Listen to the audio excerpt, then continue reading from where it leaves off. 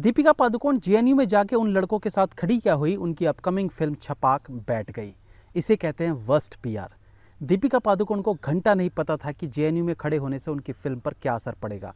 वो तो उनकी पीआर टीम ने बताया कि अगर आप जेएनयू में जाके उन स्टूडेंट्स के साथ खड़े होते हैं तो आपकी फिल्म का प्रमोशन हो जाएगा। तो इसलिए कहा जाता है कि हर बार पीआर टीम के कहे अनुसार काम नहीं करना चाहिए, कभी कभी दिमाग की बत्ती भी जला लेनी चाहिए। बट वेट, पीआर टीम का फायदा भी होता है। और अगर आप जानना चाहते हैं कि बॉलीवुड के किस एक्टर के पास सबसे बेहतरीन पीआर टीम है, तो मेरे हिसाब से वो एक्ट्रेस है श्रद्धा कपूर। श्रद्धा कपूर का नाम आप जब भी सुनते होंगे तो एक क्लीन इमेज आपके सामने आती होगी। कोई कंट्रोवर्सी नहीं, कोई स्टेटमेंट नहीं, सब कुछ एकदम क्लीन, साफ सुथरा। लेकिन ऐसा नहीं है। चलिए एक नज़र डालते हैं। जब एनसीबी ने बॉलीवुड पर ड्रग्स को लेके कई एक्टर्स पर नकेल कसी थी, तो उसमें दीपिका पादुकोण से लेके सारा अली खान तक सब चर्चा में आ गए थे। आज भी दीपिका पादुकोण के करियर पर दो कलंक जो नजर आते हैं, उनमें से एक है एनसीबी द्वारा पूछताछ, दूसरा तो आपको पता ही है जेएनयू। लेकिन शायद आप भूल गए होंगे कि इस ड्रग्स केस में श्रद्धा कपूर का भी नाम आया था। लेकिन ये बात कितने लोगों को याद होगी? हो सकता है धुंधला धुंधला कुछ लोगों को याद हो भी। श्रद्धा कपूर की पीआर टीम ने अलग अलग जगह उन्हें इन्वॉल्व करके उनके सर पे से ये कलंक धुलवाया तो नहीं, लेकिन भुलवा जरूर दिया। लेकिन सारा अली खान और दीपिका पादुकोण आज भी अपने सर पर उस ड्रग्स के कलंक को लेकर घूम रही हैं। ब्रेकअप और अफेयर्स की जब बात आती है तो दीपिका पादुकोण के ब्रेकअप्स और अफेयर्स से कौन अनजान है। अर्ली 2000 में मॉडल और एक्टर मुजम्मिल इब्राहिम के साथ दीपिका पादुकोण का अफेयर था।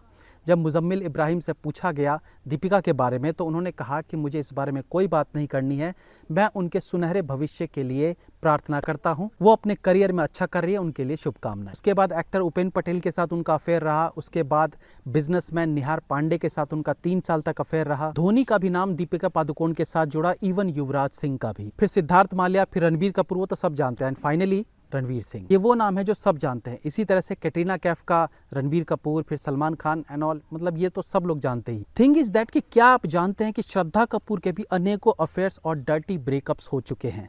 इवन एक बार तो एक ब्रेकअप ऐसा हुआ था कि शक्ति कपूर को सड़क पर आना पड़ा था। तो चाइल्डहुड फ्रेंड वनराज जावेरी से उनका अफेयर शुरू हुआ और उसके बाद फरहान अख्तर, फोटोग्राफर रोहन श्रेष्ठा, उसके बाद आदित्य रॉय कपूर, फिर राहुल मोदी। बट इन सब अफेयर्स के बारे में कितने लोग जानते होंगे?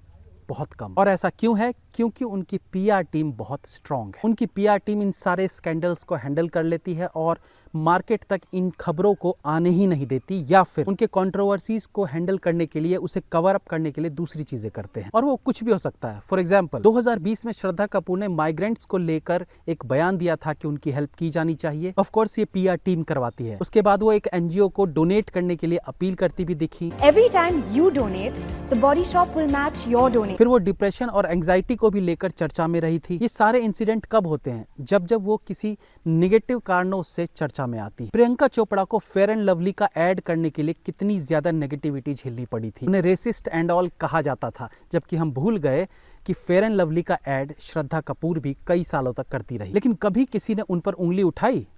नहीं। श्रद्धा कपूर कभी भी अपनी कंट्रोवर्सीज के कारण लाइमलाइट में नहीं आई, जबकि उनके इर्द गिर्द भी उतनी ही कंट्रोवर्सीज थी जितनी बाकी एक्ट्रेसेस के पास थी। तो यहीं पर आकर श्रद्धा कपूर की पीआर टीम बाकियों की पीआर टीम से अच्छा काम कर जाती है और श्रद्धा कपूर को उन नेगेटिव चीजों से दूर ले जाकर उनकी छवि को कायम रखती है, साफ सुथरा कर देती है। हमारा इरादा किसी की पर्सनल लाइफ में दखल अंदाजी करने का नहीं है। बस इतना बताना चाह रहे हैं कि पर्दे के बाहर भी रियल में इन एक्टर्स पर पीआर टीम का कितना दबदबा रहता है, वो कैसे इनके निजी जीवन को हैंडल करते हैं। Have a nice day.